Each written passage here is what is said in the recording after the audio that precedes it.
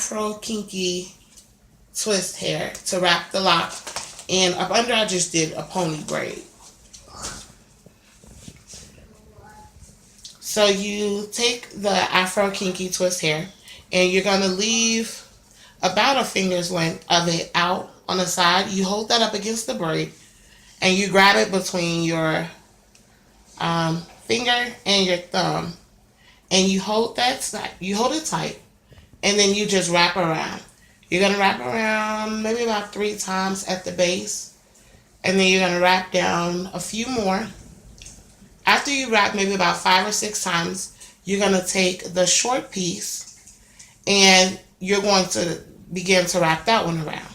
The longer piece is now holding the base. Once that piece gets too short, you're going to do the same thing, just switch. So now you're going to go back to the long piece and you're going to wrap that around.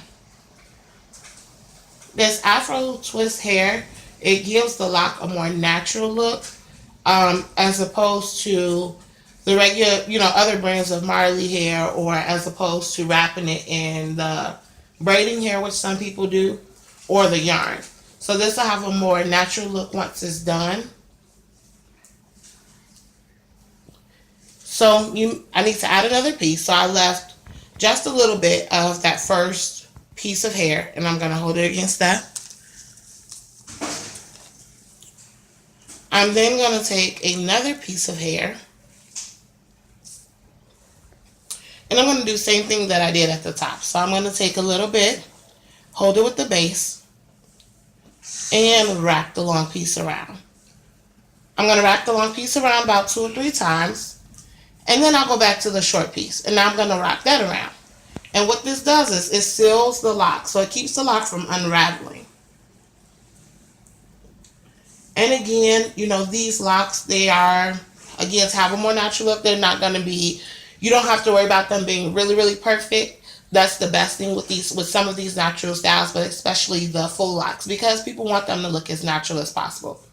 But I'm also going to show you a way that we get rid of those frizzies that do occur when we're switching the hair.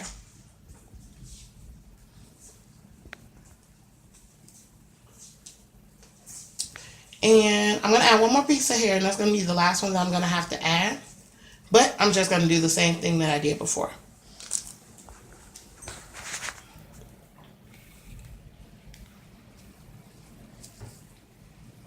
Alright, now I have my piece of hair. I'm going to again take a small piece, hold it against the base of the braid, and wrap the long piece around. Wrap it 2 or 3 times, take the small piece, and wrap that one around.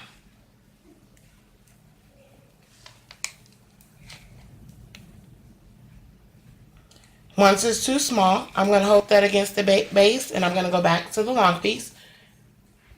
And I'm coming close to my end, so I'll show you how I wrap it back up.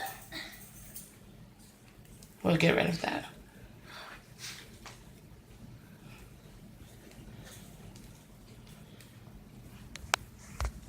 Okay.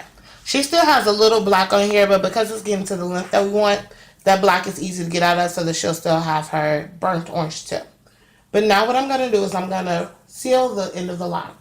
So I just began to wrap right there where we stopped that one at, just once or twice, and then I'm going to wrap up.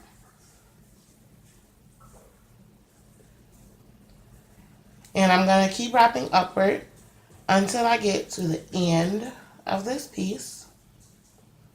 You could do a couple things here. Some people burn it, some people knot them, and then some people glue them.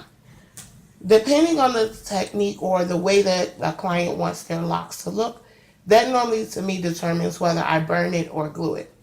I started gluing it because it keeps you from having the rough, when you burn hair and it gets really kind of rough and it sticks to your clothes. The glue doesn't do that. So you put the glue on there and then you rub your hands. Rubbing your hands together creates a heat and a friction that helps seal that glue. And it also smooths out the lock, as you can see.